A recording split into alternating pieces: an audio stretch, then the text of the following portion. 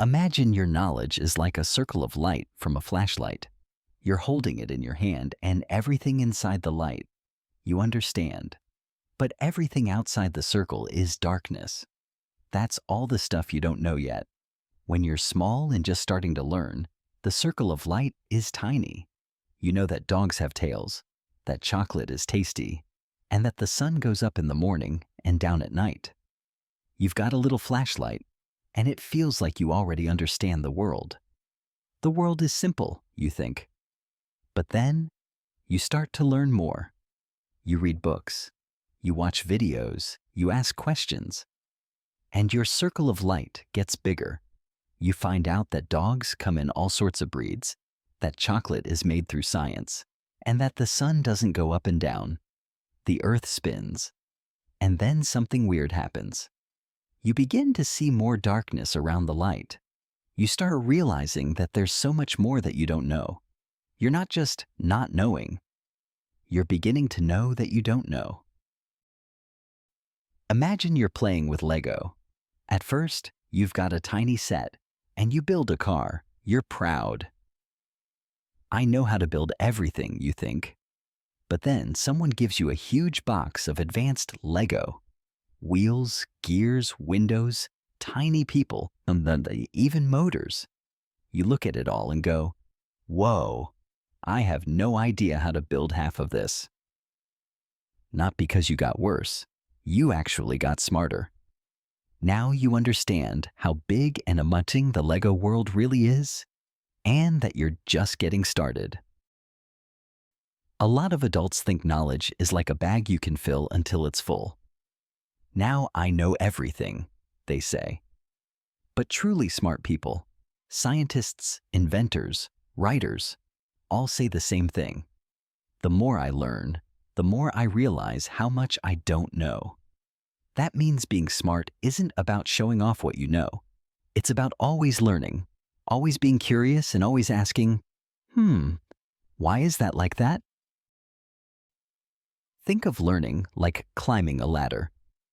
At first, you think the top is close, but when you climb higher, you see more steps, and more, and more. But that's what makes the climb exciting. You're not just climbing to know everything. You're climbing because discovering new things feels amazing. Even if you're super smart and have a brain full of facts, there will always be more things to discover, because the world is huge and people are only just scratching the surface. But here's the cool part. That's not a bad thing. Imagine how boring life would be if you already knew everything and there was nothing left to explore. Instead, every day, there's something new to learn. Every day, a new adventure. You're not just someone who knows. You're an explorer. The trick is this. If someone says, I already know everything, they probably don't know much. But if someone says, I'm just getting started, there's so much more to learn. That's a sign of real wisdom. So next time you feel a little lost because you don't know something, smile. It means your brain is growing and you're on the right path.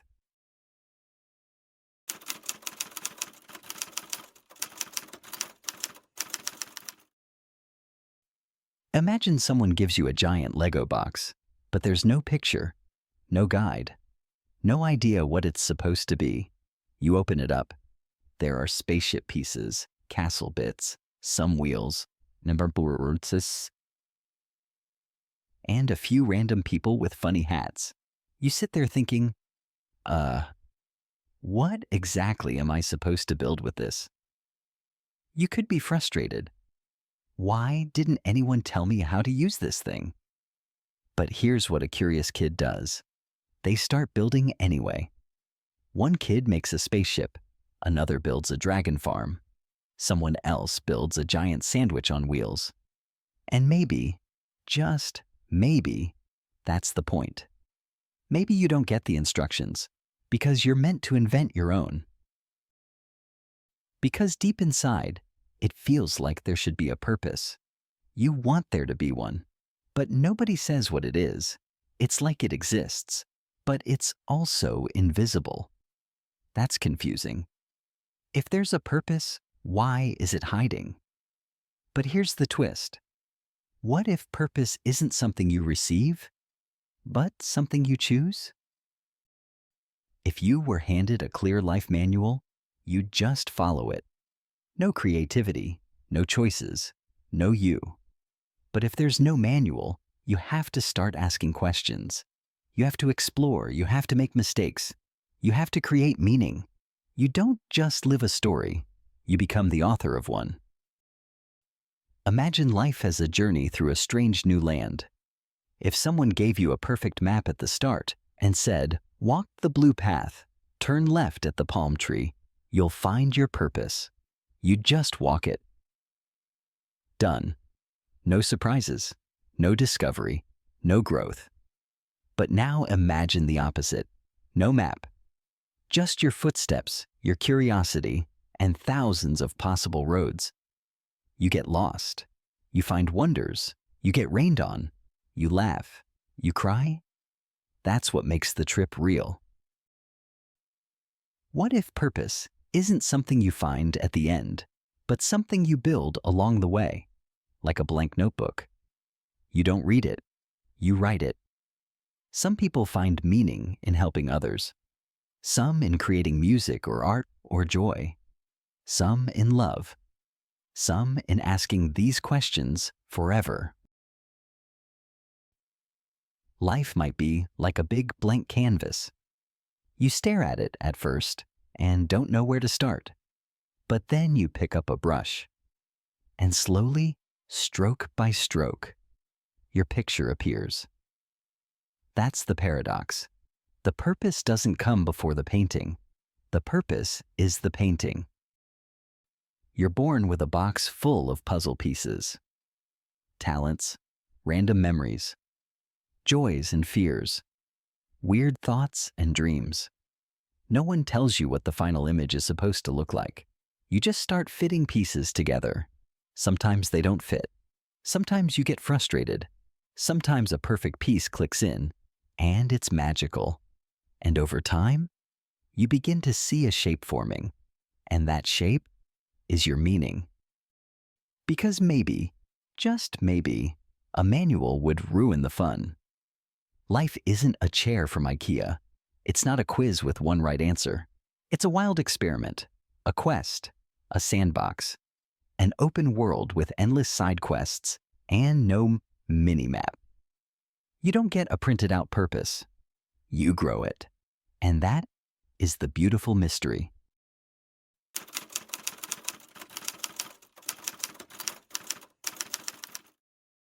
The paradox of luck is a philosophical loop. It asks, how can we choose if the result of that choice is already influencing whether we'll make it? How can we begin to act if the action depends on what will happen next? How can something move first if everything depends on everything else? It's like a movie scene where the hero gets a letter from their future self. The letter says, "Go to this place or everything collapses." But the only reason they went there is because they got the letter, and they only wrote the letter because they already went. Closed loop. The paradox of luck shows up a lot in the philosophy of free will and determinism. Determinism says everything happens in a cause and effect chain. Free will says we choose freely and the future is unwritten. Here's the problem. If my actions are determined by the past or depend on the future, where am I in that equation? 1. Future depends on the present makes sense. What you do today shapes tomorrow. Don't eat all the pizza. You'll have the leftovers. Go to the gym. Tomorrow you'll be sore but hot. 2. Present depends on the future. Here's where things get interesting. Examples. You decide not to spend money because you know a vacation is coming. You go to college because you want to become an engineer later. So, the future hasn't happened, but it's already shaping your present. You live in the now, but wear glasses made of the future.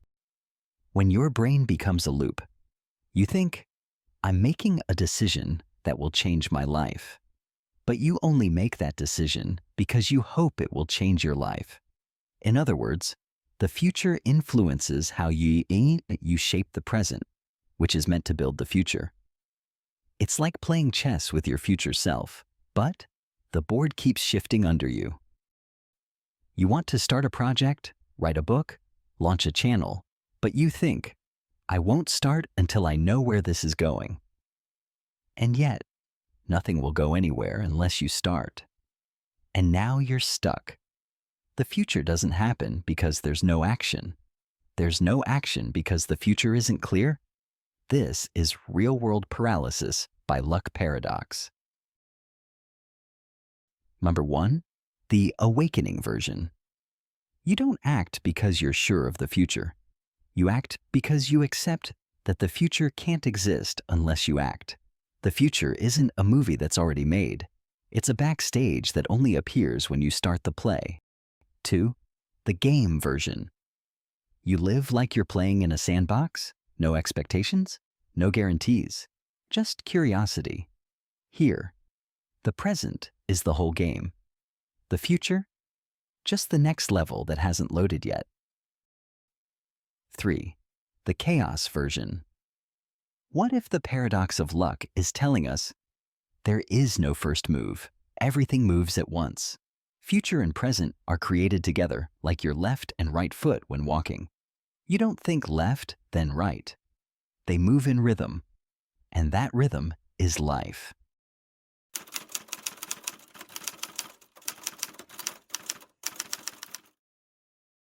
Like, things could have just not existed, right?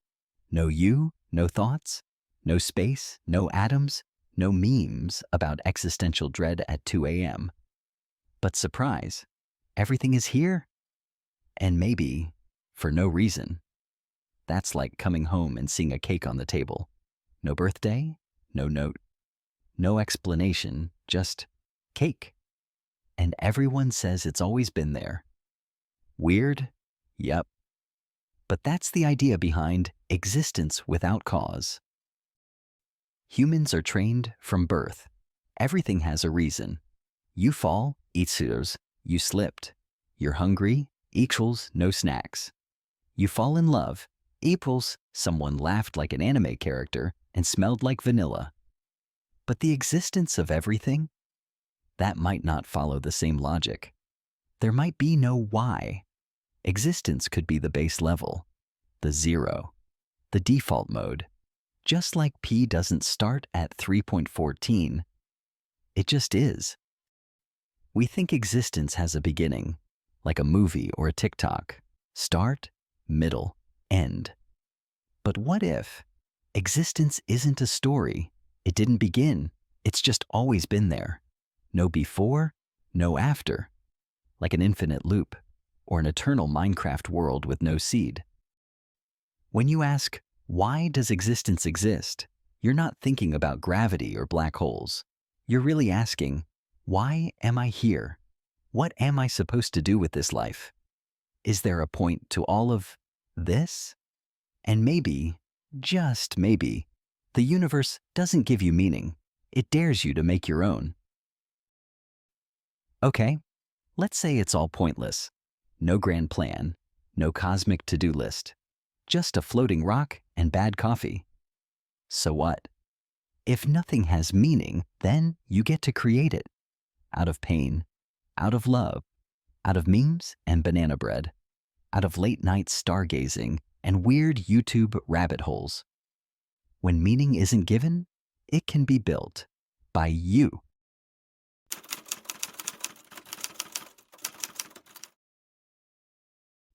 You think, once I get this awesome job, buy a cool phone, or meet my soulmate, when I'll be truly happy.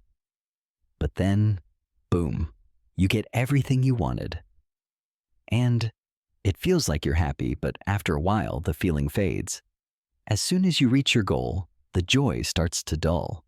You want more because you've already reached a new normal. You realize that happiness doesn't come when you achieve something.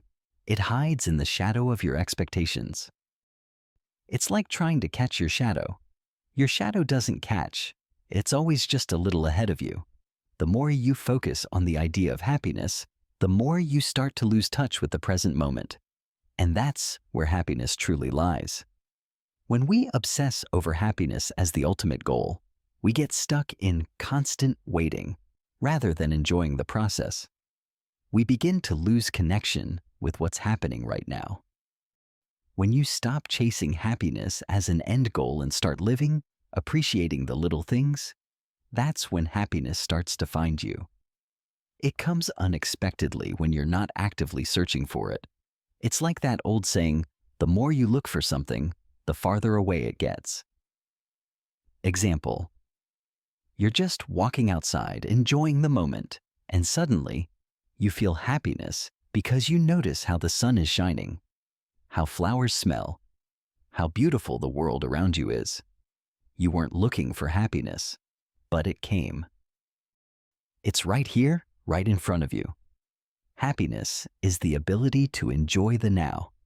So many of us dream of more, but forget that happiness can be found in the very moment. And if you learn to appreciate each minute of your life, you'll realize that you don't need to chase happiness. It's always with you. That's why success, wealth, or relationships won't make us happy unless we can truly appreciate them. It's like swimming in the ocean, but constantly looking to the distance, waiting for a new shore. Forget about it for a while. Stop thinking of happiness as something far away and hard to reach. Start by slowing down, being mindful of each moment, enjoying the little things, and appreciating what you already have. Happiness will come when you're not focused on it. You'll just let yourself flow with life. The paradox of happiness is that when you stop trying to chase it and start enjoying each moment of your life, happiness comes naturally. Happiness is not a race, not a goal, not an end. It's a process that happens right here, right now. You don't always need to be striving for something in the future. Cherish the present and be grateful for what you already have. Moral: don't chase happiness. It's already with you.